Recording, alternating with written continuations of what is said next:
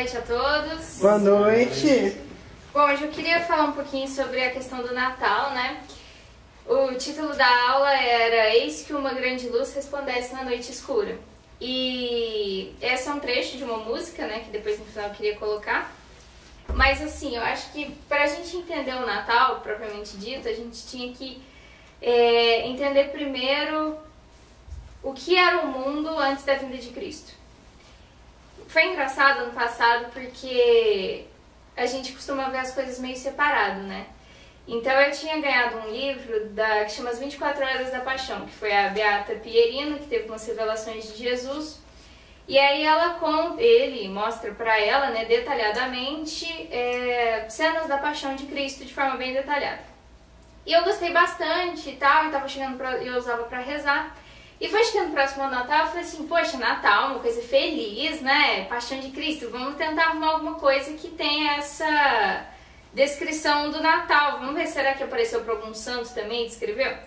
Aí um dia na Black Friday, a Thaís apareceu lá correndo, falou assim, corre rápido, vou fechar um pedido, escolhe um livro. Aí eu falei, gente, aí eu pesquisei alguma coisa relacionada com o Natal, apareceu esse daqui, Encarnação, Infância e Nascimento de Jesus Cristo, Meditações para o Advento para o Natal. Eu nem sabia, assim, direito do que se tratava, nunca tinha lido nada de Santo Afonso. Falei, vamos pedir, né? E quando eu recebi, eu falei assim, gente, que coisa mais incrível. Assim, é uma coisa que aquece o coração mesmo e aumenta a devoção. Igual o Lucas falou, gerou muita devoção. Sério, assim, é uma coisa impressionante esse livro aqui. E quando eu li ele, eu entendi que de fato não tem essa separação de tipo assim, agora eu vou meditar sobre o Natal, não vou meditar sobre a paixão. Porque tem uma relação muito íntima entre a paixão de Cristo e o Natal, porque ele veio aqui com essa função. Então, primeira coisa, né? Vamos voltar lá em Adão e Eva. Quando Deus criou o mundo, ele criou o mundo ele criou o homem, né, com uma finalidade sobrenatural. Ele criou o mundo, a gente sempre escuta, né? O homem foi criado à imagem e semelhança de Deus. A gente não consegue conceber isso muito bem porque a gente não faz ideia como é que é Deus, né? A gente não sabe. Então como é que a gente vai saber o que é a semelhança de Deus se a gente não sabe o que é Deus? Mas a gente consegue imaginar que é uma coisa grande, bem grande, né? E nós fomos criados para esse sobrenatural e quando Deus criou Adão, ele deu um tesouro muito grande para Adão, que seria passado para todos os filhos, para todos nós. A gente receberia esse tesouro. Só que quando Adão e Eva pecaram, eles romperam com isso e todo esse tesouro foi perdido. E ele só foi resgatado quando Cristo veio ao mundo. E como que estava, depois desse rompimento, né, o mundo havia uma ordem. E quando Adão e Eva pecaram, esse mundo ficou desordenado. E como que ele ficou? E aí Santo Afonso fala aqui várias passagens. Aqui eu vou ler umas 3. Vim trazer fogo à terra, disse Jesus Cristo, e o trouxe de fato. Antes da vinda do Messias, quem amava a Deus sobre a terra? Ele era apenas conhecido numa pequena região do mundo, isto é, na Judéia. E mesmo lá, quão poucos eram os que amavam no tempo de sua vinda. No resto da terra, uns adoravam o sol, outros os animais, as pedras ou criaturas mais vis ainda.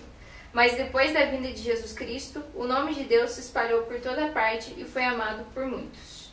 Desde então, os corações abrasaram-se das chamas do divino amor e Deus foi mais amado em poucos anos do que nos 4.000 anos que decorreram depois da criação. Aí tem algumas outras aqui, página 41. Antes da vinda do Redentor, gemiam todos os homens, miseravelmente aflitos sobre a terra. Eram todos filhos da cólera, e não havia quem pudesse aplacar o Senhor, justamente irritado por seus pecados. Isso fazia chorar o profeta Isaías.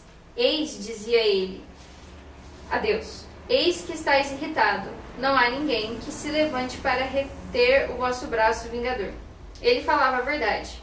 Um Deus tinha sido ofendido pelo homem. E este, não passando de mísera criatura, não podia expiar com nenhuma pena sua ofensa feita a uma majestade infinita. Era necessário um outro Deus para satisfazer em lugar a divina justiça, mas esse outro Deus não existia.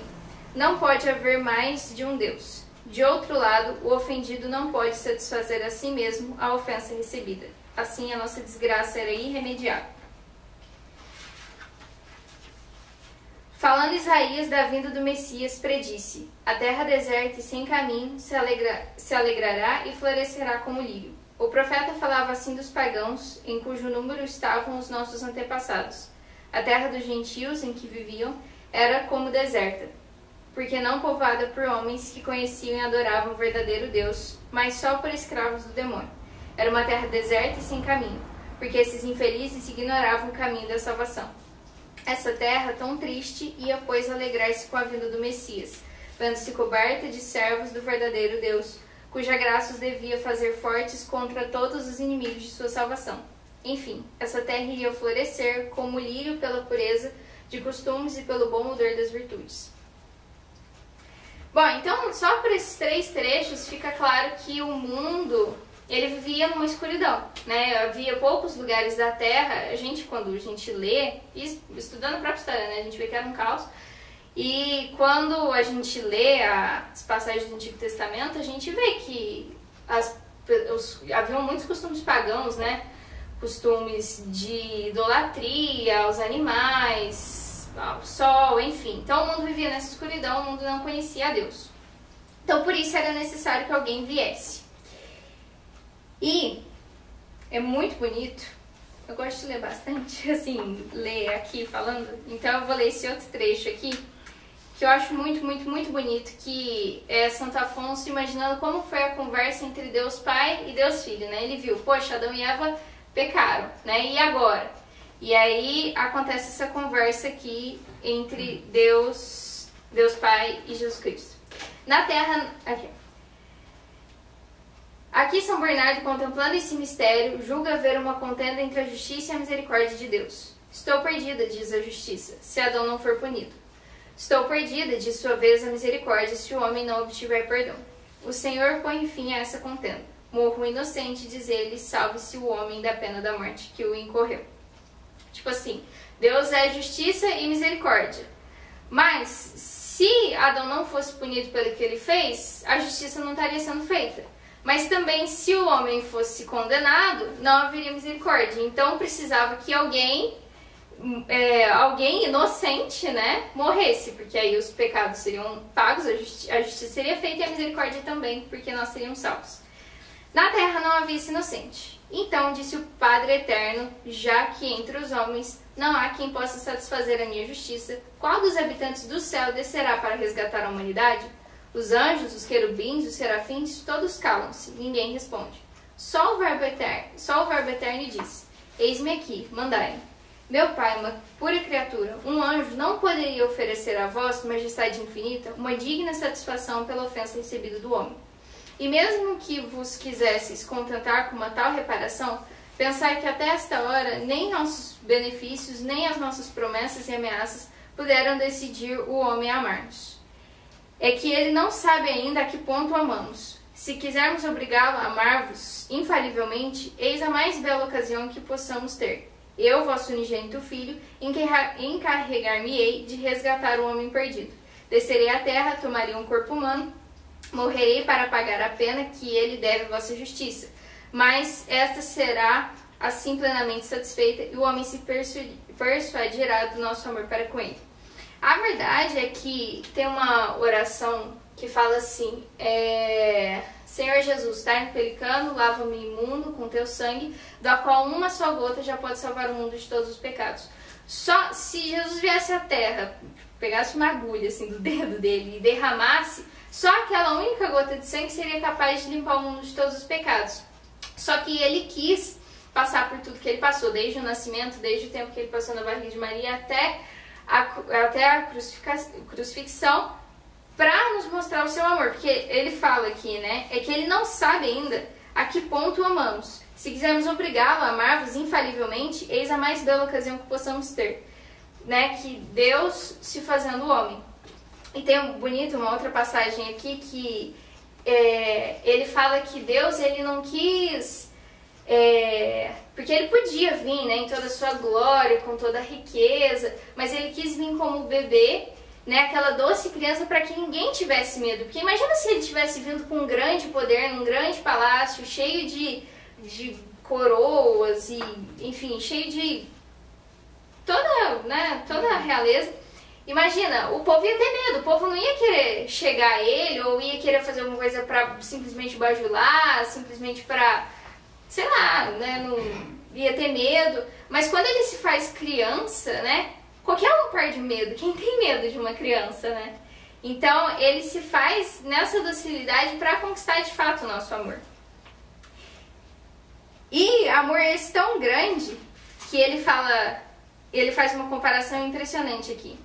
Se acontecesse, diz um piedoso autor, que passando pela estrada pisasseis casualmente um verme e o matasseis, e que alguém, vendo-vos ter dele compaixão, vos dissesse: se quereis restituir a vida a este pobre verme, deveis primeiro tornar-vos como ele, e depois, abrindo-vos as veias, banhá-lo em vosso sangue. Que responderíeis? Que me importa, direis certamente, que o verme ressuscite ou fique morto, que eu tenha de procurar a sua vida com a minha morte?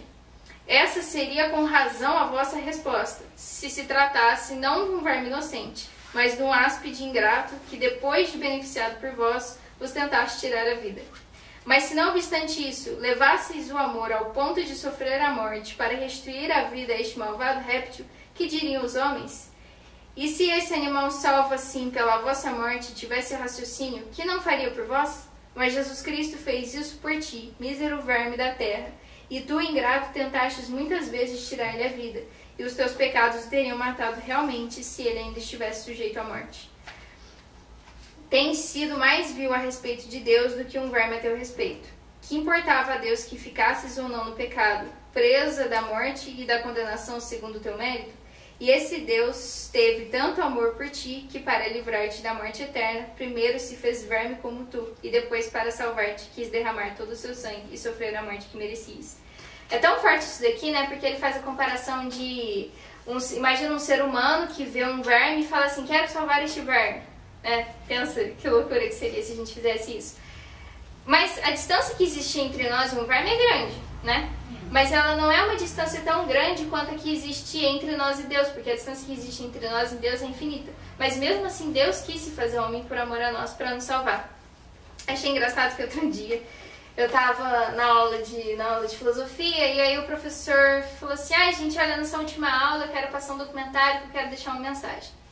Aí foi um documentário da Netflix, não sei se alguém assistiu ou já ouviu falar, chama Meu Professor Polvo. Ninguém nunca ouviu falar?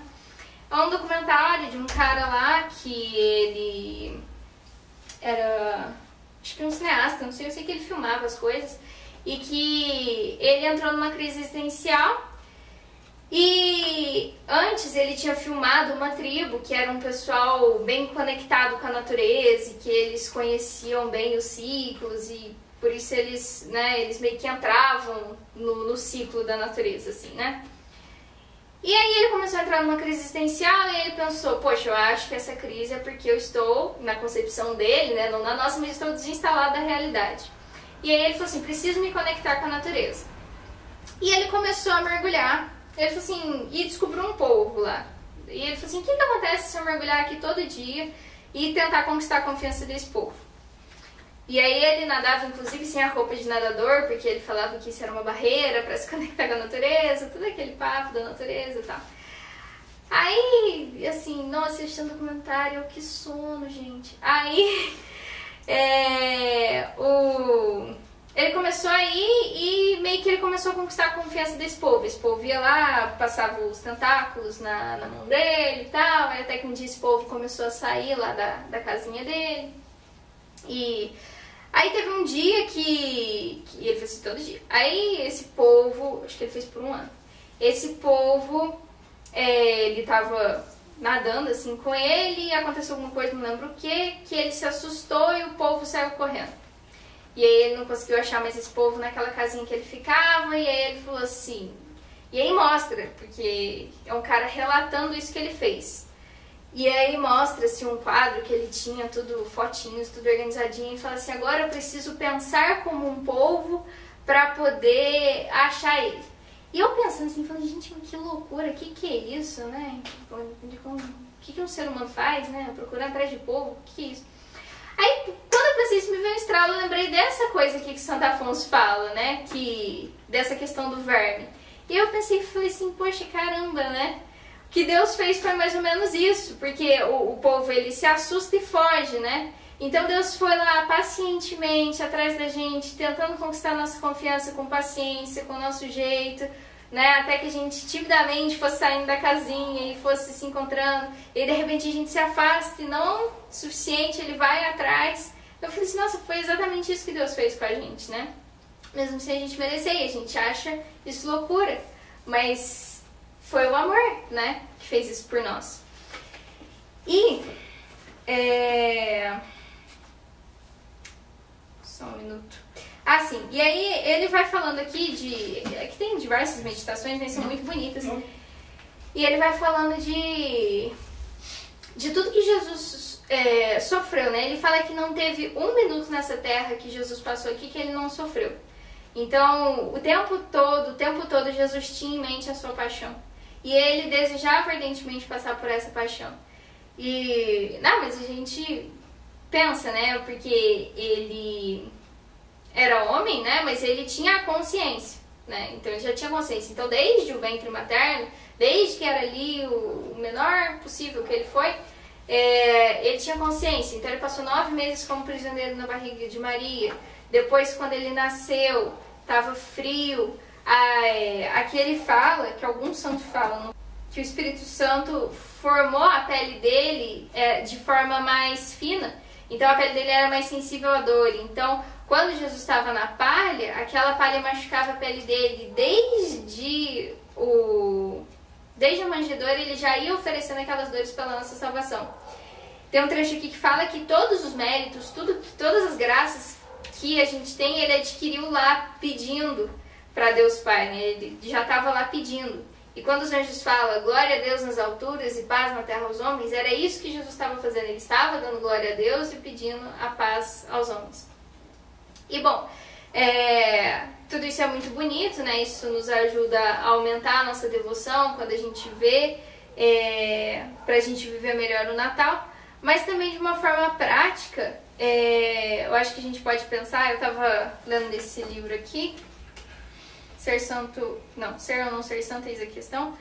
Ele fala assim, é uma coisa meio óbvia, né, mas que eu nunca tinha parado de pensar exatamente com essas palavras, que ser santo não é para nos engrandecer, mas é para a maior glória de Deus, mas ser santo é uma forma mais perfeita da gente amar Deus. Então é um aperfeiçoamento nosso para que a gente possa crescer em amor. E se Deus amou a gente com tanto amor, né, passou por tudo isso, aceitou tudo isso por amor a nós devemos corresponder tentando ao máximo sermos santos aqui na Terra. E uma coisa que eu achei muito interessante que eu estava vendo na live especial de Natal que teve do Ítalo ano passado, eu estava revendo, que ele fala assim que no século XIII, São Francisco de Assis, ele estava passando por uma caverna, e aí ele, com um espírito muito piedoso, ele veio e fala assim, nossa, vamos reviver aquela cena do Natal, né? Ele que foi o criador do presépio, ele falou assim, vamos reviver aquilo lá? E ele começou a chamar o pessoal, né, o pessoal da aldeia, ele, olha, você vai ser um pastor, você vai ser... Com aquele espírito, assim, infantil, de que quer, assim, inocente, né, de que quer entrar na cena, de que quer viver aquilo. Uma forma que nós devemos tentar fazer, né, estar presente naquela cena de novo. E aí as pessoas iam representando, né? E ele fala de 2 figuras, a figura do burro e a figura do jumento. Que nós devemos ser essas figuras, porque o jumento, né, o jumento e o burro, eles representam, o boi representa a força humana, né, a força para desenvolver, porque ele se entrega ali, né, puxando a carroça, tudo aquela força para desenvolver. Então nós temos que ter essa força para ajudar as outras pessoas. E também o jumento, porque ele carrega os outros nas costas, né? Eles têm esse passo firme e constante, né? Que a gente também deve buscar essa constância. E quando a gente é constante, a gente se torna confiável. O espírito do Natal é um espírito de confiança, porque desde lá de quando o anjo anuncia a Maria, né? O anjo anunciou a Maria, ela não entende exatamente o que está acontecendo, mas ela simplesmente se entrega, né? Ela fala, eis aqui é a serva do Senhor, faça-se em mim segundo a vossa palavra. Então ela confia plenamente em Deus. Depois também, quando ela está ali indo, né, que ela não consegue um lugar, ela também confia que é aquela vontade de Deus, que o filho vai nascer naquela gruta. Então, durante toda a vida também, né, Jesus confia no Pai. Na própria morte, né, quando ele fala, Pai, em tuas mãos entrego o meu espírito, né, que ele se entrega completamente, é um espírito de confiança. E a gente tem que confiar em Deus e também nos tornarmos essas pessoas confiáveis. Porque a confiança é a nossa capacidade de lidar com aquilo que a gente não tem controle. E muitas coisas na vida a gente não tem controle, e quando a gente não tem controle a gente reclama, né? Mas é aquela coisa, aquela frase, né, famosa, que é o aceitar o sofrimento inevitável da vida. Então aceitar com confiança, com amor, aquilo que a gente não tem controle, e assim a gente buscando crescer no amor cada dia mais, para tentar, pelo menos um pouquinho, bem pouquinho, né, corresponder a esse amor que Jesus teve por nós e buscar cada dia crescer em santidade, na nossa santidade diária, cotidiana, né? Mesmo que a gente faça coisas simples, mas fazendo todas elas com amor. Então eu acho que é esse o espírito do Natal para ajudar a gente a viver com mais devoção e também buscar essa santidade diária.